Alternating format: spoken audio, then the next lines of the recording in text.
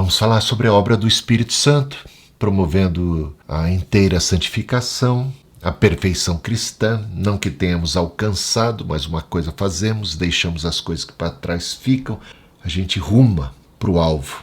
Desembaracemos-nos do peso e do pecado que tenazmente nos assedia e corramos para a carreira que nos está proposta. Esta é a vontade de Deus, a vossa santificação. Que todo o vosso corpo, alma, mente, espírito, o ser integral, seja inteiramente santificado. Sede santos como eu sou santo. Sede perfeitos como é perfeito o vosso Pai Celestial. Mas que coisa é essa? Isso é impossível. O que é impossível para os homens é possível para Deus. Então, é uma obra de Deus em nós, e não apenas uma obra de Deus a favor de nós, mas Ele opera em nós um novo viver. É um milagre, gente. Isso é um milagre. Então a gente vai tratar desse assunto, desse grande milagre que Deus opera na vida de cada um de nós. Essa passagem que é muito especial é o primeiro concílio de Jerusalém. Pedro toma a palavra para defender a causa dos gentios. E ele dá o testemunho da conversão de Cornélio e sua família. E ele diz exatamente as seguintes palavras. Você encontra isso em Atos capítulo 15, versículos 7, 8 e 9. Pedro levantou-se e dirigiu-se a eles. Irmãos, vocês sabem que há muito tempo Deus me escolheu dentre vocês para que os gentios ouvissem de meus lábios a mensagem do Evangelho e crescem. Deus, que conhece os corações, demonstrou que os aceitou, dando-lhes o Espírito Santo, como antes nos tinha concedido. Ele não fez distinção alguma entre nós e eles, visto que purificou os seus corações pela fé. Deu-lhes o Espírito Santo. Desta forma, não fez distinção, porque assim como nos deu o Espírito Santo, deu o Espírito Santo a eles também. Purificou os nossos corações e purificou o coração deles. Ele, Pedro, destaca como obra e atuação e sinal de que aqueles gentios foram realmente convertidos porque eles receberam o Espírito Santo e, consequentemente, foram purificados. A obra do Espírito Santo na vida destes gentios, da família de Cornélio, produziu purificação. É o que Paulo diz a Tito, capítulo 3, versículo 5 e até o comecinho do versículo 6. Não por obras de justiça praticadas por nós, mas pela sua graça ele nos salvou, pelo lavar regenerador e purificador do Espírito Santo que ele derramou sobre nós abundantemente. Então, a regeneração, a salvação, a conversão é descrita por Paulo como uma ação da graça de Deus que atua concedendo o Espírito Santo, o dom do Espírito, que lava, regenera, purifica. E isto através de um derramar abundante do Espírito. Então, Pedro, Paulo estão em sintonia, reconhecendo que a obra-prima do Espírito Santo é a regeneração que produz a purificação, a santificação. Então, o processo de santificação, ele tem início com a regeneração, que traz purificação, que traz santificação, capacita a pessoa agora a viver uma nova vida. Uma nova criatura é aquela que está em Cristo. As coisas velhas já passaram, eis que tudo se fez novo. Então, torna-se ali uma nova vida, nascida do Espírito, purificada, lavada, regenerada, santificada e capaz agora de vencer a Satanás. Esta é a vitória que vence o mundo, a nossa fé. Pela fé recebemos o Espírito. Pela fé recebemos com o Espírito a purificação, o lavar, a regeneração, um novo coração. E assim inicia-se o processo de santificação, a nossa jornada, a nossa carreira cristã. Somos agora guiados pelo Espírito Santo. Então,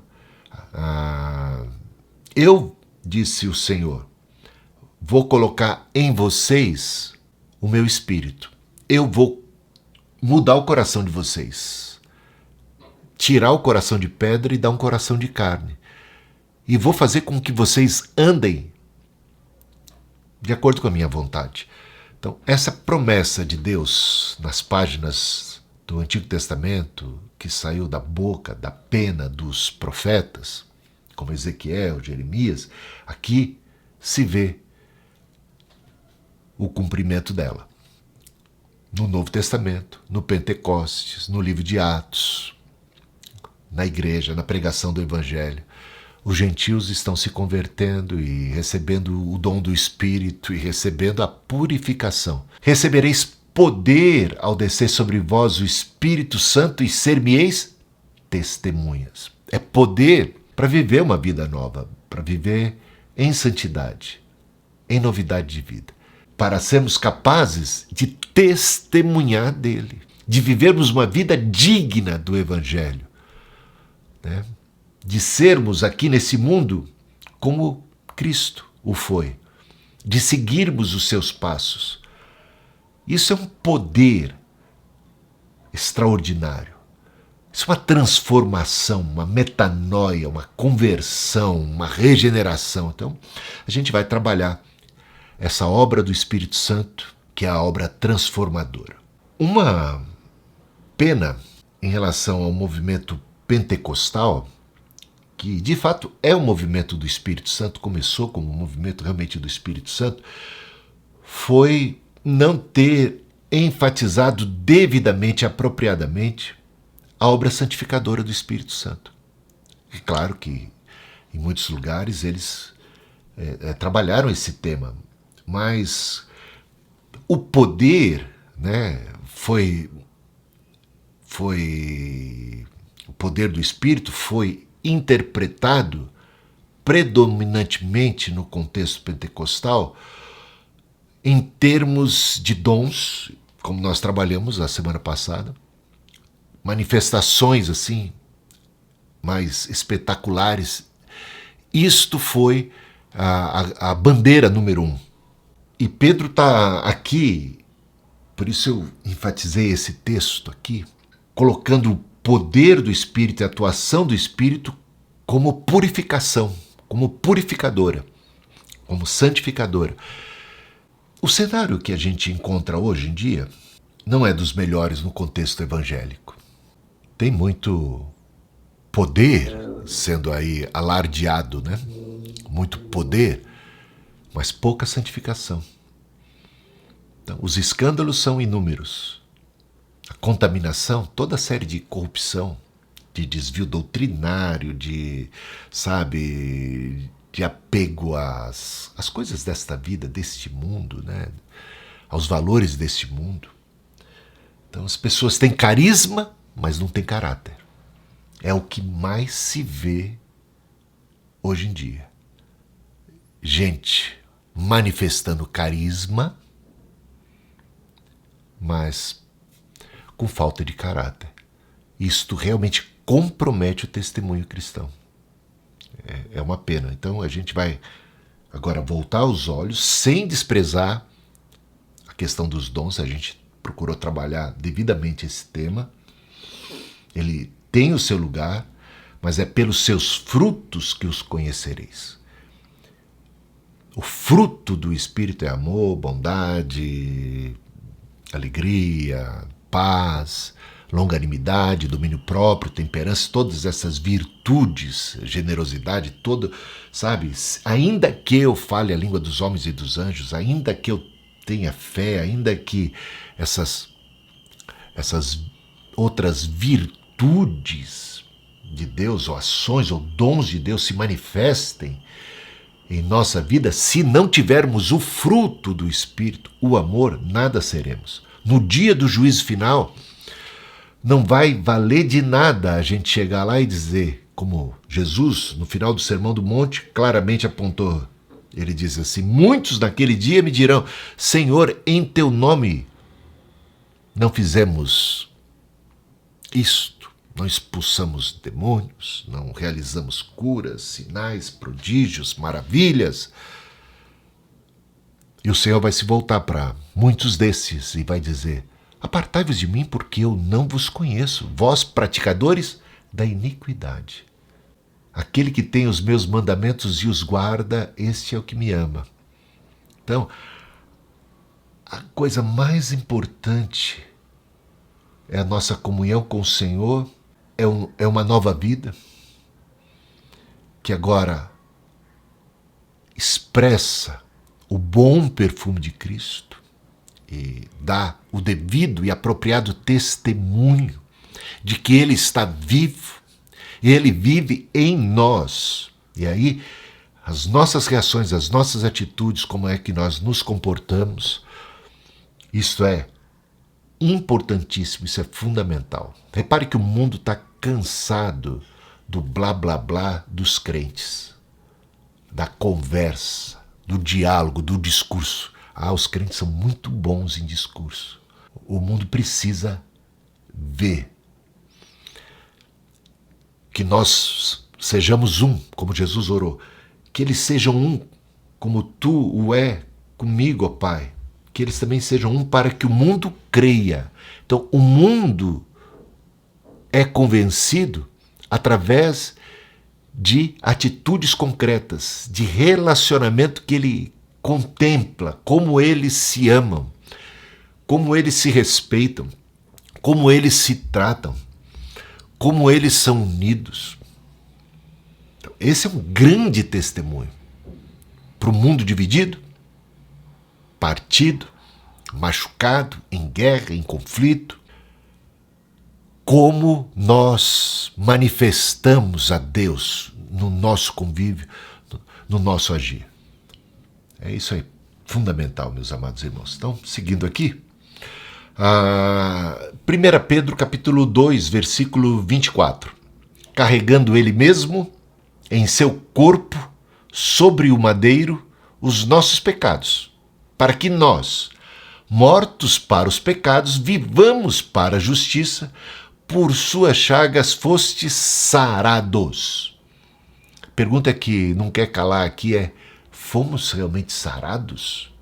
Sarados em que sentido? Estamos mortos realmente para o pecado? Estamos vivos para Deus? Vivos para a justiça? Deixamos de ser servos, escravos do pecado e agora somos servos da justiça? Somos servos de Deus? Porque é isto que é o novo nascimento. Esta é a obra da cruz. Isto é o que significa o nosso batismo. Um sepultamento da velha criatura e um ressurgir para a nova vida. Tem que nascer da água, tem que nascer do Espírito. E nascendo do Espírito recebe-se o novo coração, a mente de Cristo, a purificação, o lavar, a regeneração, a capacitação. As armas da nossa milícia não são carnais, então somos realmente sarados e capacitados para um novo viver. Fomos libertos e sarados, ou seguimos ainda escravos do pecado? Como é que fica isso, hein? Colossenses 1,13, ele nos tirou do império das trevas e nos transportou para o reino do Filho do seu amor. Nos tirou do império do qual éramos escravos do pecado, e agora nos resgatou deste império, deste domínio, quebrou as cadeias, promoveu uma libertação extraordinária e nos trouxe para um outro reino. Quem é o Senhor das nossas vidas? Quem é que nos guia? Somos guiados pelo Espírito Santo? Olha só como isso é importante, as definições de tudo isso. 1 João 3,8. Aquele que pratica o pecado é do diabo, porque o diabo vem pecando desde o princípio. Para isso o Filho de Deus se manifestou, para desfazer as obras do diabo. E ele se manifestou na nossa vida, não foi? Para reverter o quadro, para mudar a nossa história. Aquele que roubava não rouba mais. Aquele que adulterava se arrependeu, tem uma nova atitude, não adultera mais. Aquele que mentia parou de mentir. Aquele que vivia a fofocar tem agora uma nova atitude. Que as palavras da nossa boca, o meditado do nosso coração sejam agradáveis a Ti, ó Senhor. É uma nova postura, é uma nova atitude. aquele que odiava, aquele que era rancoroso, aquele que murmurava, encontrou agora a graça, o amor de Deus é derramado no seu coração. A alegria do Senhor é a nossa força. Então, fruto do Espírito passa a ser essa alegria, essa paz. É uma nova criatura. As coisas velhas já passaram. São novas as atitudes. Ele é agora templo do Espírito Santo. Então, há um poder em ação. Não estou querendo dizer com isso que automaticamente, instantaneamente, a pessoa convertida consegue viver a plenitude de tudo aquilo que ela já tem e é em Cristo Jesus. Por isso, tantas exortações para os cristãos da Bíblia, né? Desembaracemos-nos do peso do pecado que tenazmente nos assedia, corramos para a carreira que nos está proposta, santificai-vos, esta é a vontade de Deus, despojando-vos das coisas do velho homem, da velha vestimenta, revistamo-nos, né, dessa nova vestimenta, dessa nova roupagem, desse novo ser, dessa nova criatura, né? Como morrestes no batismo para a velha criatura, né? Fazei, pois, morrer a vossa velha natureza, né?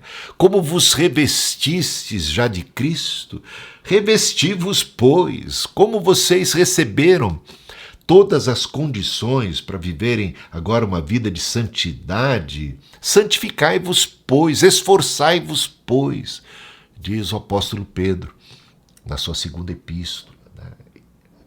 Exortando na base de tudo aquilo que nós já temos em Cristo. Torne-se quem você já é em Cristo Jesus. Você já foi abençoado com toda a sorte de bênçãos e graças espirituais nas regiões celestiais em Cristo Jesus. Portanto, agora, viva de maneira adequada, apropriada, né?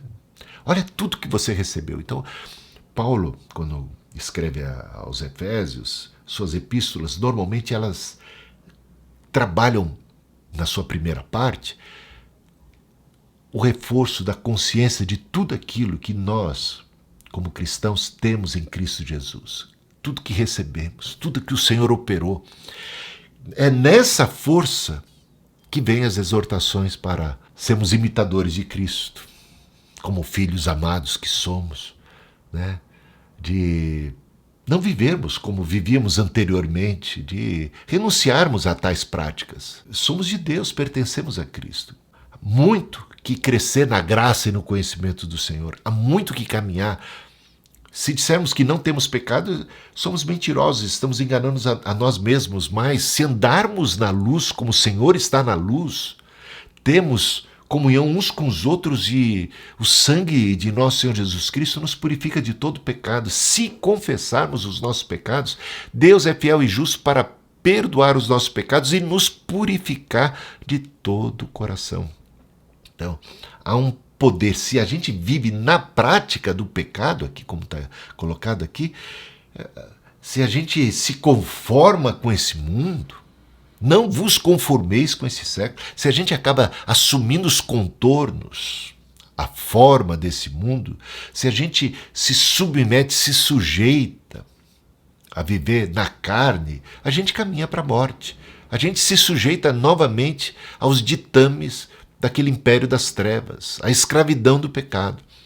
Mas o Senhor nos chamou para uma ação ativa. Não vos conformeis com esse mundo, né? Santificai-vos. O Senhor se manifestou para desfazer as obras do diabo, né? Agora, há uma diferença entre Lutero, o que pensava Lutero e Calvino, em relação à postura, à perspectiva de John Wesley, do metodismo primitivo, a respeito da santificação. Como Lutero e Calvino, eles estavam muito mais preocupados em combater as heresias do catolicismo, principalmente sobre salvação através de obras também, né? Fé mais obras para a salvação, obras que muitas vezes eram ali interpretadas em termos de pagar indulgências, ou seja, de fazer para merecer o perdão dos pecados, pagar penitência, essas coisas todas, a preocupação de levantar a bandeira da salvação única e tão somente pela graça, pela fé, pelos méritos de Cristo, e o fizeram muito bem nesse ponto, o tema da santificação ficou para eles relegado a segundo plano. E muito importante, então, o papel de John Wesley nessa questão, de frisando que a salvação é única e tão somente pela graça de Deus, ele entendeu que a santificação igualmente se dava pela graça de Deus, que a purificação também se dava pela fé, como Pedro deixou bem claro no seu discurso ali no livro de Atos, capítulo 15, do Concílio de Jerusalém. Concedeu-lhes o Espírito Santo purificando os seus corações. Pela fé, ele diz, pela fé. Então, Cristo opera uma obra não apenas de justificação, mas também de regeneração, santificação, novo coração, nova vida, e tudo isso pela graça, tudo isso por fé, obra de Deus gratuita em nós. Então Wesley vai demonstrar, não apenas pelas palavras, pelo estudo, mas também pela sua própria vida, pela prática, que a santificação é uma obra do Espírito Santo, da graça de Deus, que a gente obtém pela fé também, e que ela é possível para a vida presente, que o Senhor não apenas justifica, Ele santifica. Tá? Há um pessimismo da parte de Lutero e de Calvino, entre outros reformadores naquela época, né? O máximo que era possível fazer em relação à questão do pecado era não extrapolar, não deixar extrapolar demais, né? O pecado era como um mal, algo inevitável, mal inexorável, né? E eles acabavam sendo mais complacentes. Tem aquela canção lá, tropeça aqui ou cai acolá, mas de novo levanta e começa a cantar. Eu tinha um pastor que tinha essa perspectiva, apesar dele ser metodista livre. Ele era oriundo da igreja presbiteriana, então ele tinha uma perspectiva bem calvinista a esse respeito. Então, ele falava do pecado como algo que, sabe, pouco podemos fazer em relação ao pecado. Confessamos, somos pecadores, e assim mesmo, a gente tenta dar uma melhorada aqui, não deixa extrapolar, mas na verdade, sabe, enquanto a gente estiver aqui nesta era presente, estamos ainda nesse corpo mortal e corruptível, sujeito às tentações, às fraquezas. Então a nossa luta contra o pecado é uma luta inglória.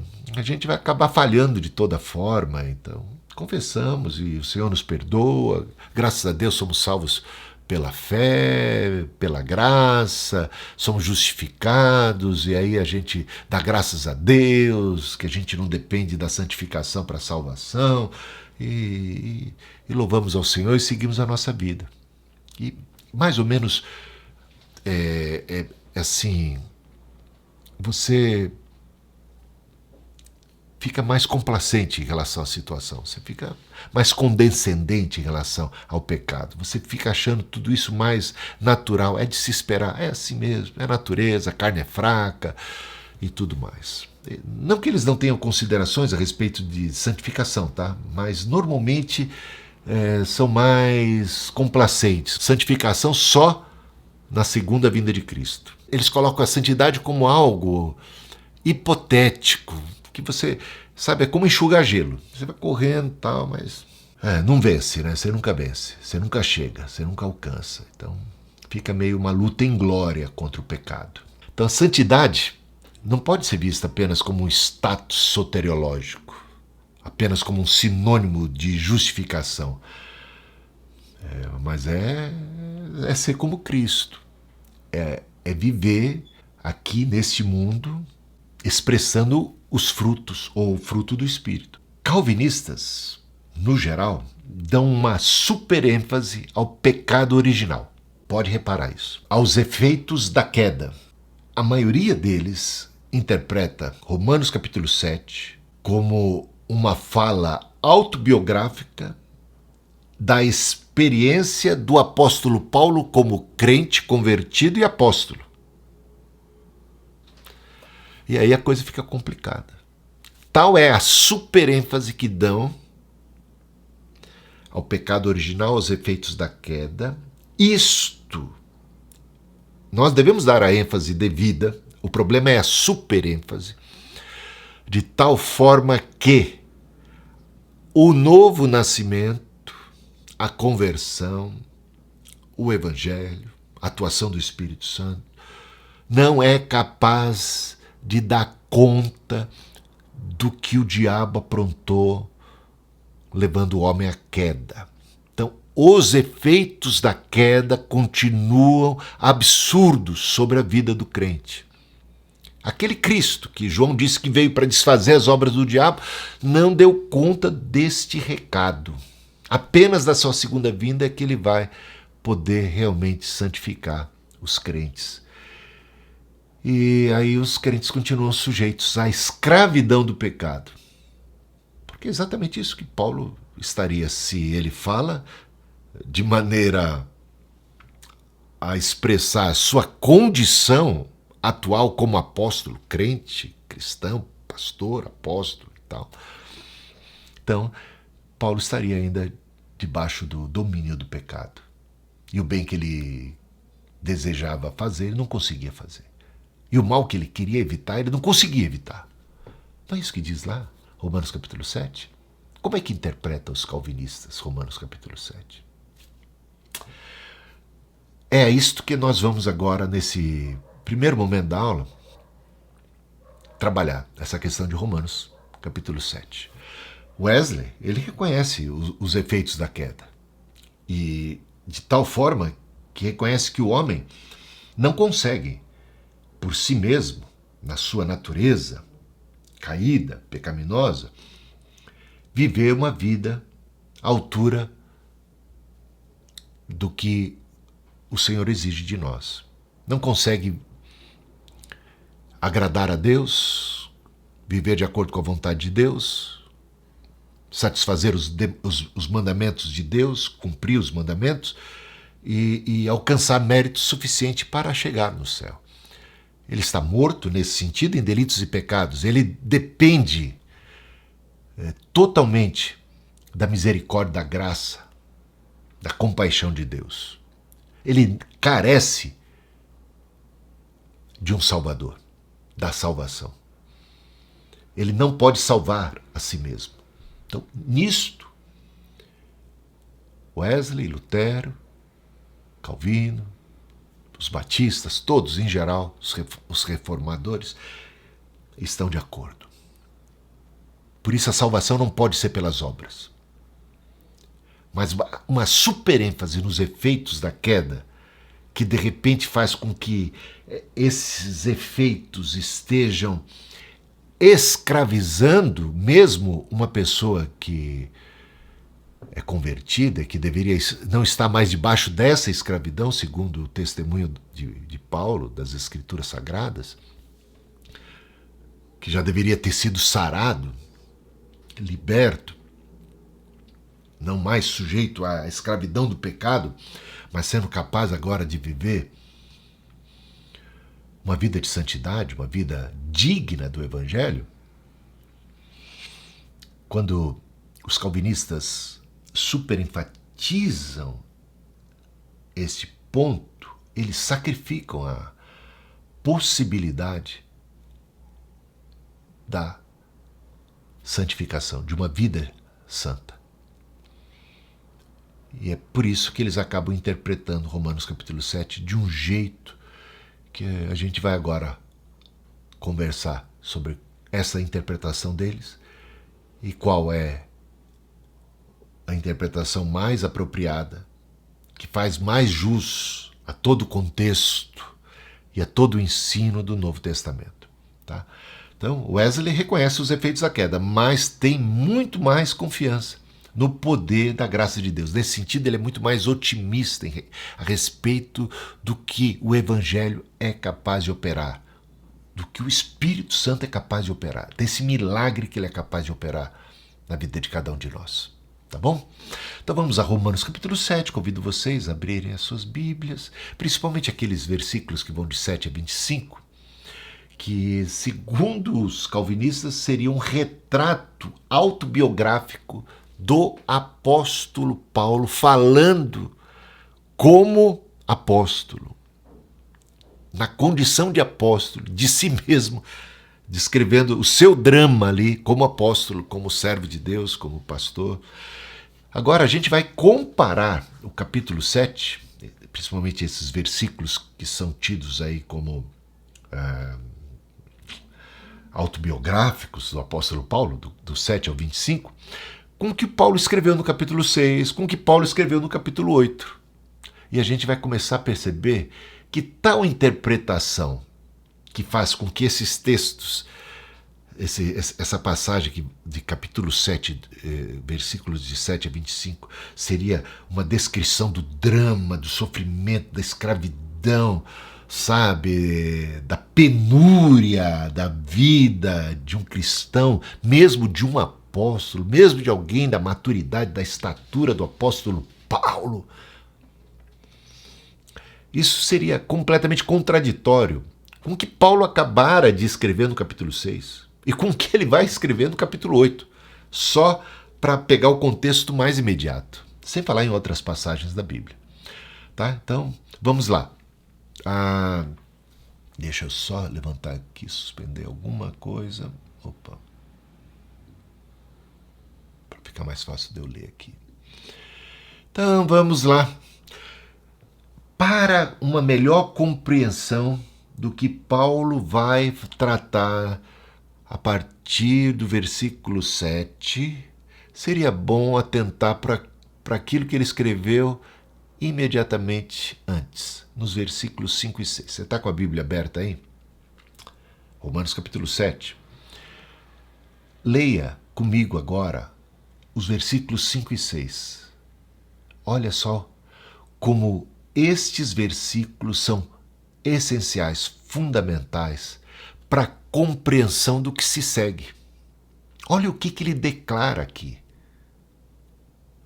Porque quando vivíamos, ele está falando de um período anterior, de uma vida pregressa. Porque quando vivíamos segundo a carne, reparou bem? Isso está muito de acordo com o que ele acabara de escrever no capítulo 6.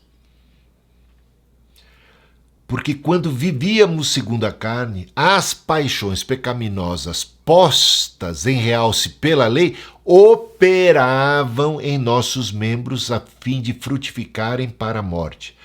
Vivíamos quando, no período passado, na vida pregressa, vivíamos segundo a carne, as paixões pecaminosas acabavam sendo realçadas pela própria lei, então, num contexto de lei também, a fim de frutificarem para a morte.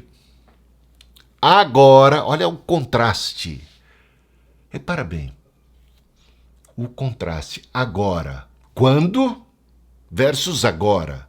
Vivíamos, operavam, mas e agora, meus irmãos? O que rola agora? O que está acontecendo agora? Agora, porém, em contraste absoluto com o que fora dito anteriormente. Agora, porém, libertados da lei, estamos mortos para aquilo a que estávamos sujeitos, de modo que servimos em novidade de espírito e não na caduquice da lei. Na caduquice da letra. Vivemos agora em novidade de espírito, servimos. E ele coloca isso no capítulo 6, morremos para o pecado, éramos escravos, agora somos servos de Deus, servos da justiça. Como é que nós vamos pecar? Nós que para o pecado já morremos. Ele diz isso no capítulo 6. Agora somos servos de Deus, não mais servos do pecado. Fomos libertados daquela escravidão do pecado. Está dentro desse contexto. Quando vivíamos. Então repara que o quando está em contraste com o agora. Vivíamos, operavam, com agora servimos em novidade de vida, fomos libertados, libertos estamos daquela condição passada. E é exatamente isto que Paulo passa a descrever a partir de agora. O quê? O versículo 5 descreve o quê? A condição do homem natural numa vida pregressa, tentando agradar a Deus, diante da lei, tentando cumprir a lei, mas enfrentando um obstáculo até então intransponível, que era a sua condição, os efeitos da queda, né? A pecaminosidade, né? Olha, veja assim, as paixões pecaminosas postas em realce pela lei operavam.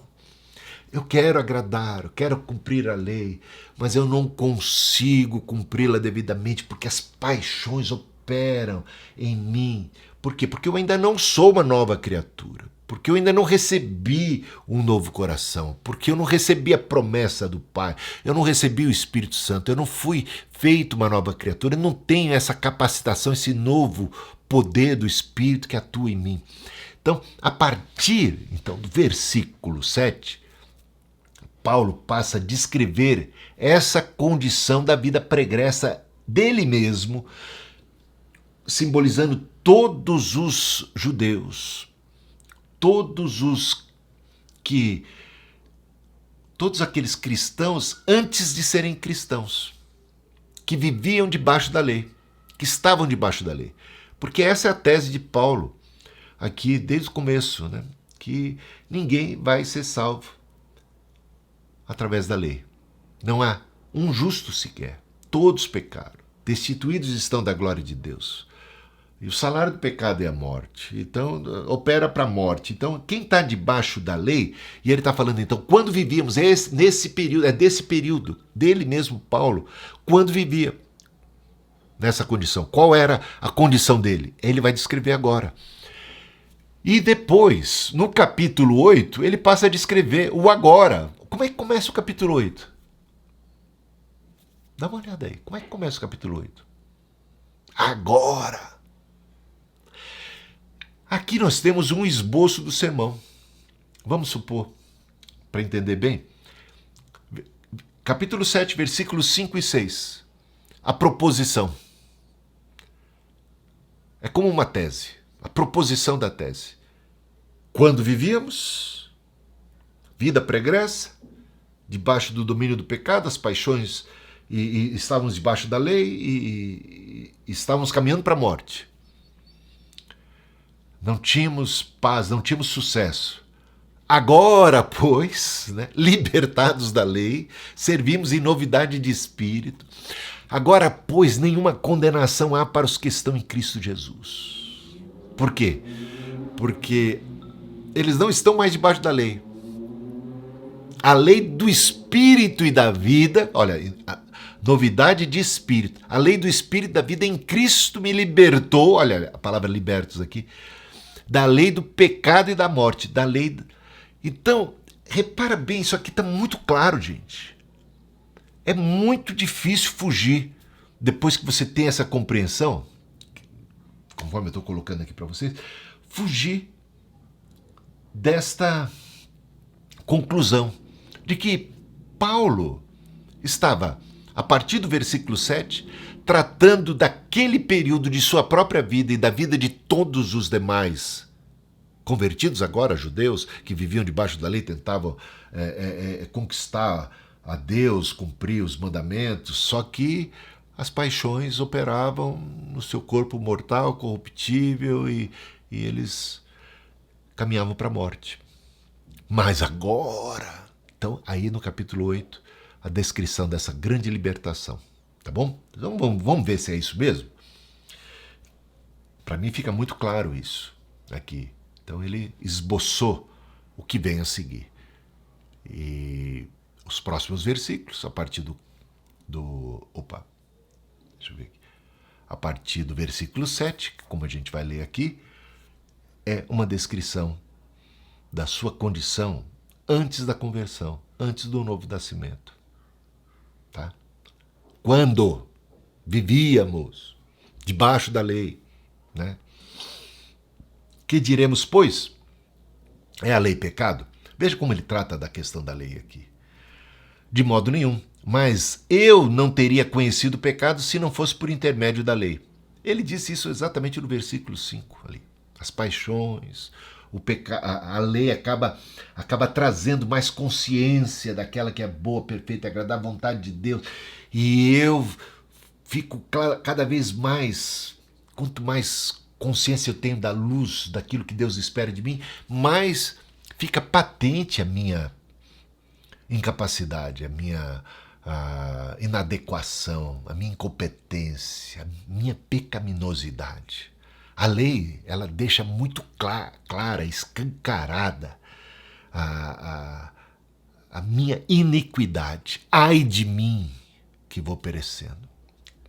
Então, é isso. Quanto mais nos aproximamos de Deus, mais a gente percebe o quão pecadores nós somos, o quão fracassados nós somos. Então é essa a condição do ser humano natural, antes da conversão, antes do poder de Deus regenerador, purificador, transformador, antes dessa capacitação do Espírito Santo, dessa nova vida que o Espírito dá para a gente, antes da conversão, né? Pois não teria eu conhecido a cobiça se a lei não dissera não cobiçarás, mas o pecado, tomando ocasião pelo mandamento, despertou em mim toda sorte de concupiscência. Em mim, Paulo fala, antes da conversão. É disso que ele está falando aqui. Antes, o seu período anterior.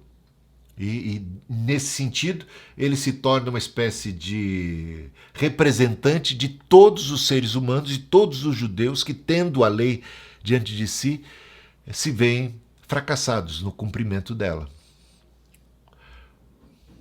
Mas o pecado, tomando ocasião pelo mandamento, despertou em mim toda sorte de concupiscência, porque sem lei está morto o pecado. Outrora, olha aqui o outrora. Aqui, só que nesse caso aqui, deixa eu só corrigir, esse outrora aqui é anterior à lei. Outrora, sem a lei, eu vivia, mas sobrevindo o preceito, reviveu o pecado. É possível que uma pessoa viva sem o conhecimento da vontade de Deus.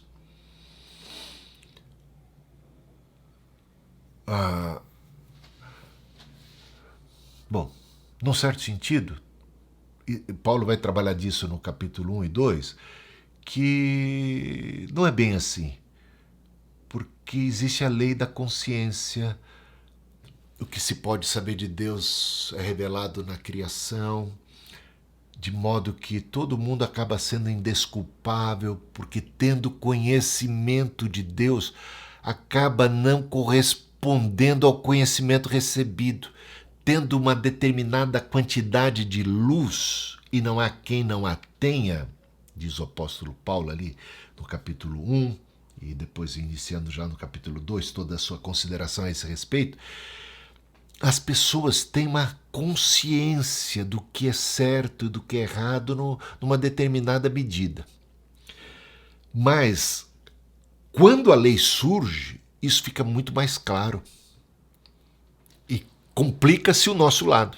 Quanto mais a nós é dado, mais é requerido, tá entendendo? Então, outrora, sem a lei, eu vivia, mas sobrevindo o preceito, e ele era uma pessoa que nasceu num contexto e viveu num contexto judaico, quando ele recebe a lei, quando ele recebe a informação da lei, revive o pecado. ele acaba morrendo. E o mandamento que me fora para a vida, porque o mandamento não é mau em si. Se você conseguir cumpri-lo, parabéns, você está salvo. Mas quem é que consegue, na força da carne, como ser humano natural, cumprir perfeita e agradavelmente a Deus os mandamentos? Não há quem, né? Então, eu acabo, aquilo que era para a vida, acaba sendo para a morte, acaba sendo para a minha maior condenação, porque eu tenho consciência do que Deus espera de mim e eu acabo não conseguindo mesmo assim cumprir. Porque o pecado, prevalecendo-se do mandamento, pelo mesmo mandamento me enganou e me matou. Por conseguinte, em consequência disso, a lei é santa, e o mandamento santo e justo e bom. Acaso o bom se me tornou em morte? De modo nenhum, diz ele. Pelo contrário, o pecado, para revelar-se como pecado, por meio de uma coisa boa, que é a lei, causou-me a morte, a fim de que pelo mandamento se mostrasse sobremaneira maligno. Porque bem sabemos que a lei é espiritual. Eu, todavia, sou carnal. Aí entram os calvinistas, os luteranos e tantos outros. Pelo menos eu não digo todos os calvinistas e nem digo todos os luteranos, mas de um modo geral, esta é, até os dias de hoje, uma interpretação predominante naqueles contextos, né? Eu, todavia, sou carnal. Então, como se Paulo estivesse agora falando dele na condição de convertido, na condição de apóstolo, e não numa condição prévia de uma vida pregressa à conversão, ao novo nascimento, ao batismo. Uma vida pregressa. Quando vivíamos, quando estávamos debaixo da lei. Então, eles dizem, não, Paulo está falando aqui como apóstolo, é a condição de Paulo, essa é a condição nossa mesmo. O que fazer? Olha só, Paulo está descrevendo aquilo que eu sinto, aquilo que eu experimento. Miserável homem que sou. Olha só, essa é a minha condição, a condição de todos os crentes. É inevitável a escravidão do pecado. Eu, todavia, sou carnal. Então, sou carnal. Eu não sei por que Paulo pegava tanto no pé dos coríntios, porque eles eram carnais. Ele diz, não pude falar com vocês como a espirituais, mas como a carnais, como criancinhas em Cristo. Leite vos dei a beber, vocês eram carnais. Mas por que está dizendo que eles eram carnais e recriminando por serem carnais, quando aqui ele estaria falando de si mesmo como apóstolo e declarando e confessando que ele também é carnal? E mais que só dizer isso, olha só o que ele diria, então, estaria dizendo, né, uma confissão pública do seu estado atual como apóstolo. Eu, todavia, sou carnal, vendido à escravidão do pecado.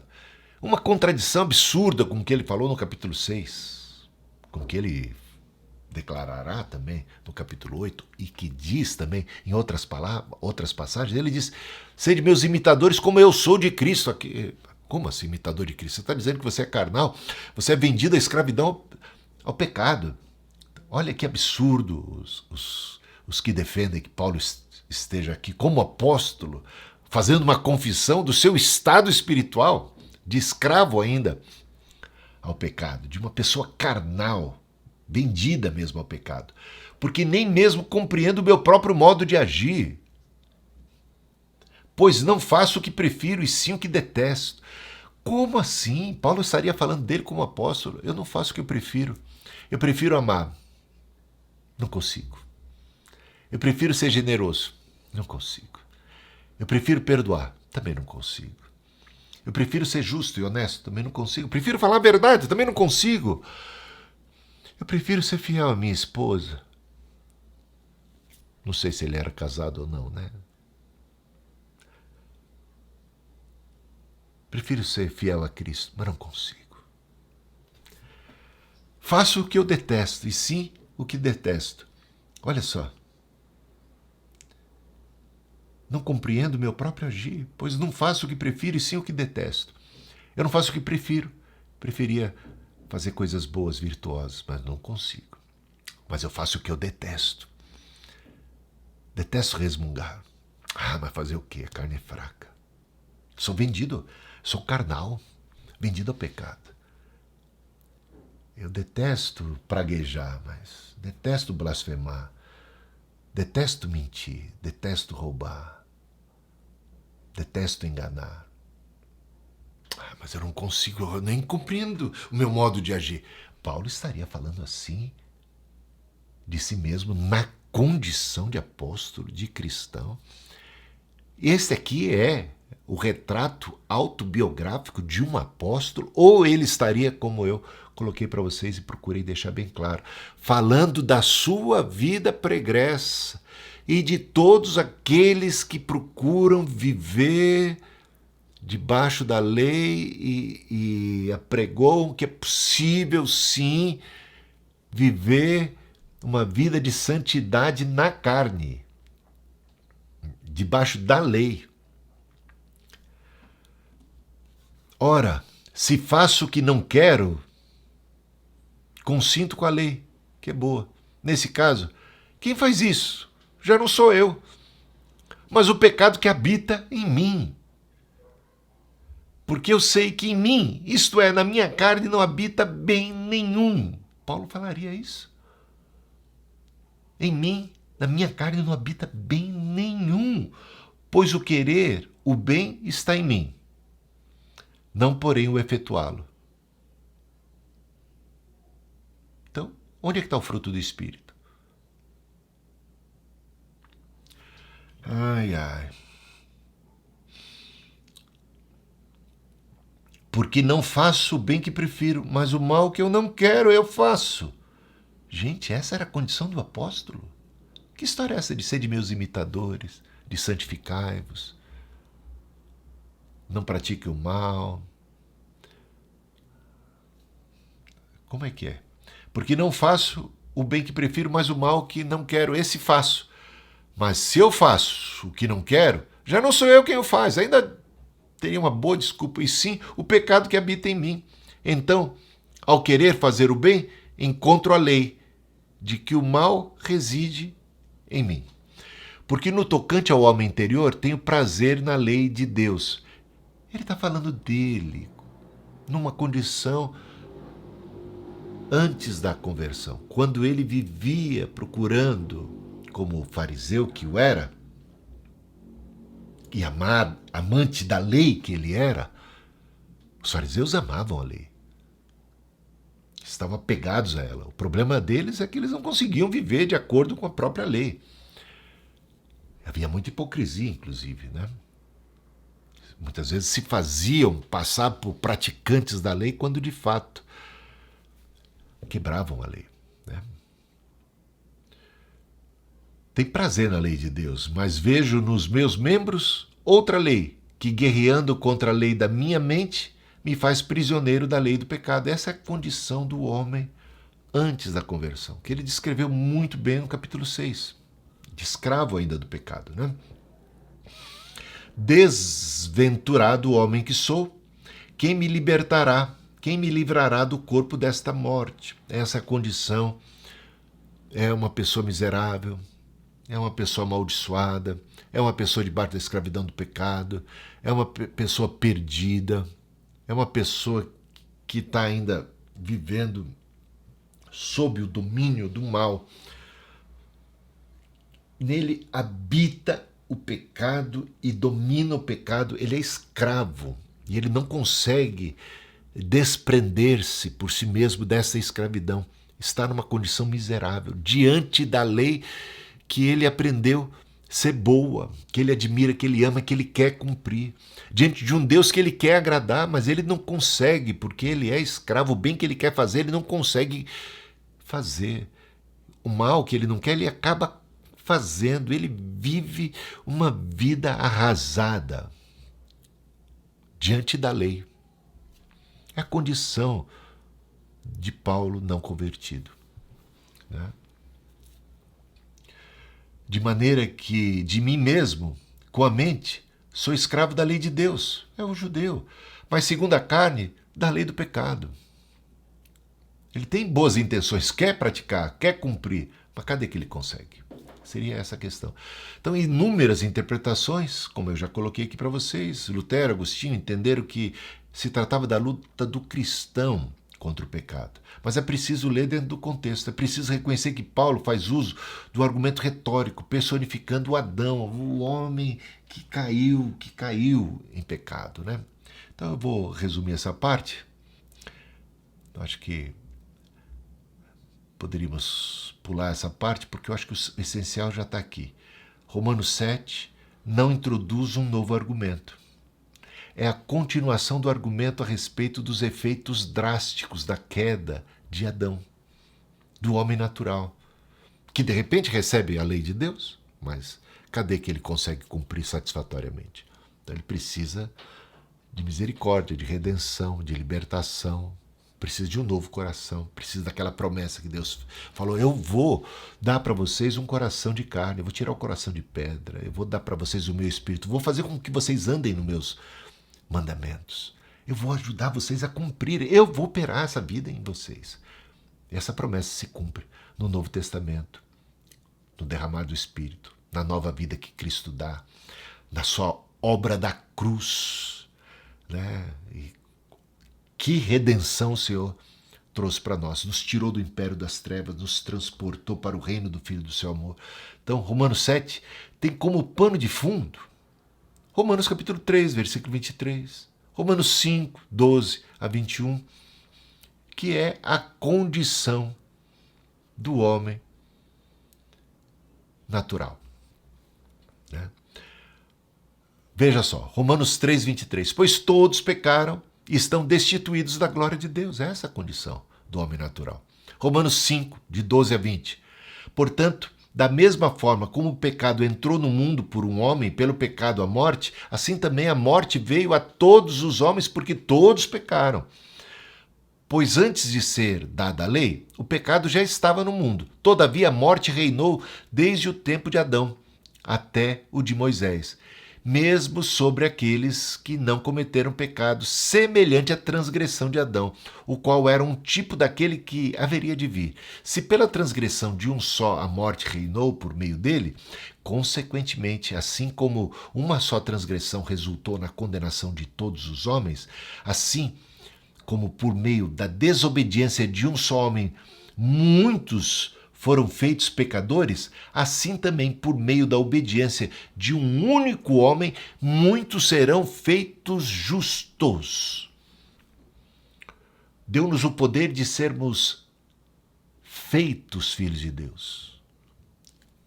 Justos, não apenas no sentido de justificados, mas também de santificados de um novo coração. E tudo isso é o que a gente vai ver.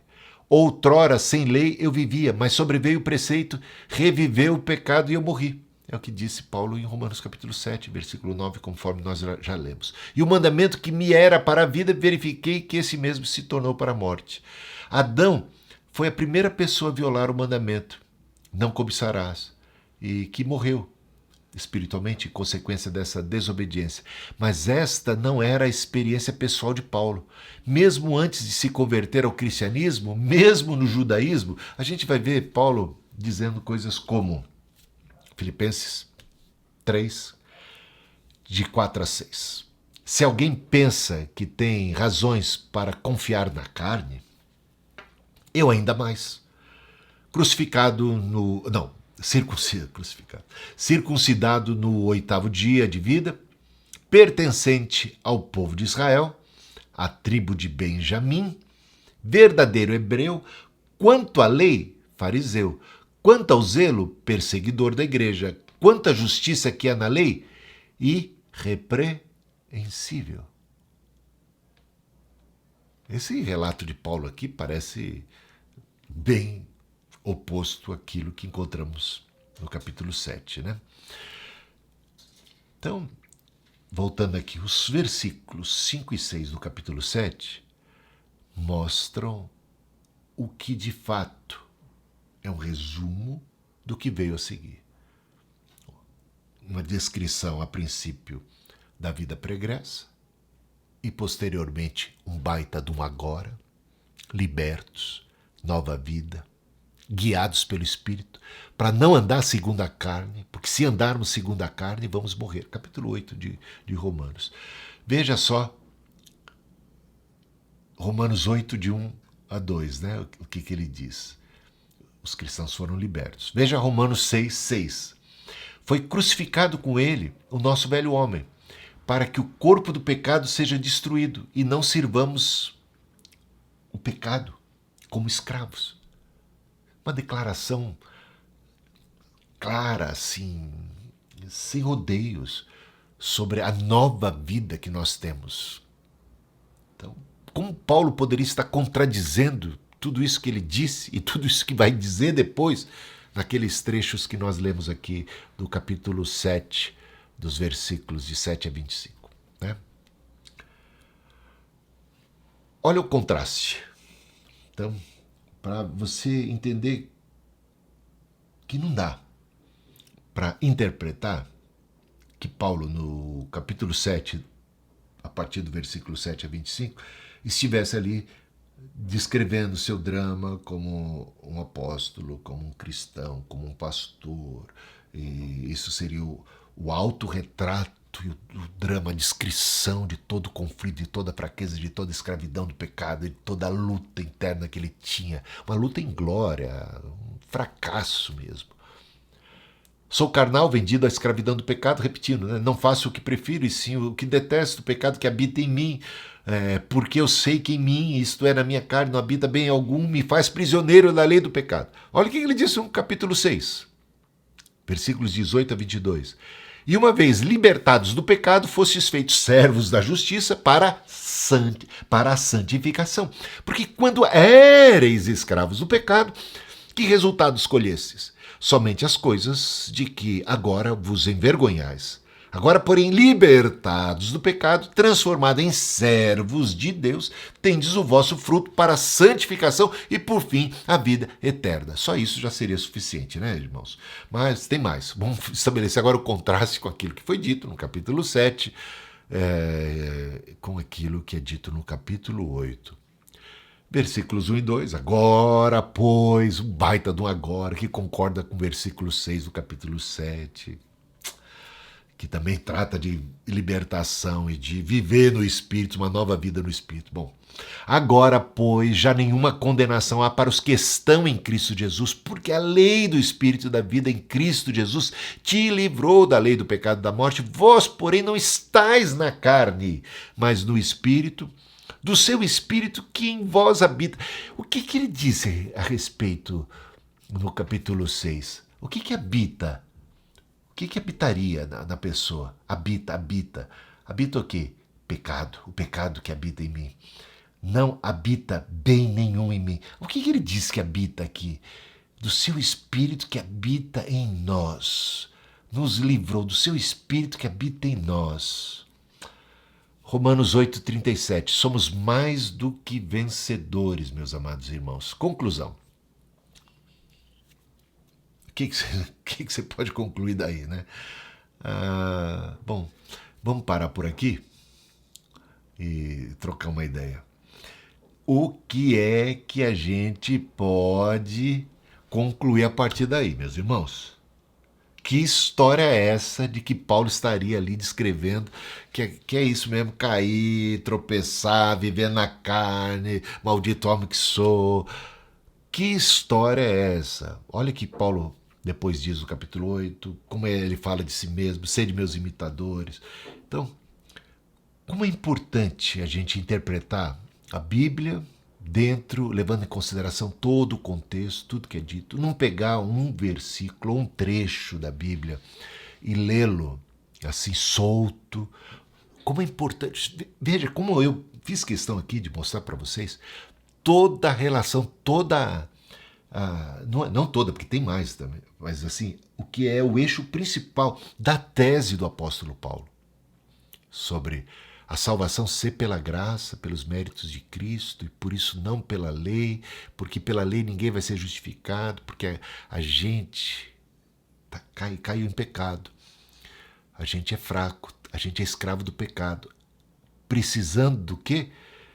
De salvação. Aí vem o Salvador, vem o segundo Adão e traz libertação, traz uma nova vida, nos dá do seu Espírito e a gente tem um agora tremendo que liberta a gente da lei e também da lei do pecado e da morte, de todo aquele ciclo vicioso que o bem que eu quero fazer acabo não fazendo. Agora eu tenho o Espírito Santo e sou guiado pelo Espírito Santo. Não ando mais segundo a carne, ando segundo o Espírito. Morri para a escravidão do pecado, para a vida pregressa. Tenho um baita de um agora, sem condenação, com a vida do Espírito, guiado pelo Espírito Santo. Tá bom, gente? Seria isso. Esse é o ponto de partida, como eu entendi, ser o melhor ponto de partida para entendimento da obra da graça, do Evangelho, da atuação do Espírito Santo para a santificação e fazendo questão de rechaçar aquela que é, muitas vezes, uma passagem mal compreendida, mal interpretada e que traz um relaxamento, uma conivência, uma complacência, sabe? Uma justificação para uma vida de pecado e na carne. Ah, se Paulo mesmo, essa era a condição de Paulo, que dirá eu, não é? Entenderam, irmãos? Por isso essa é uma plataforma que eu fiz questão de estabelecer, esses textos todos que eu li e coloquei como nosso ponto de partida.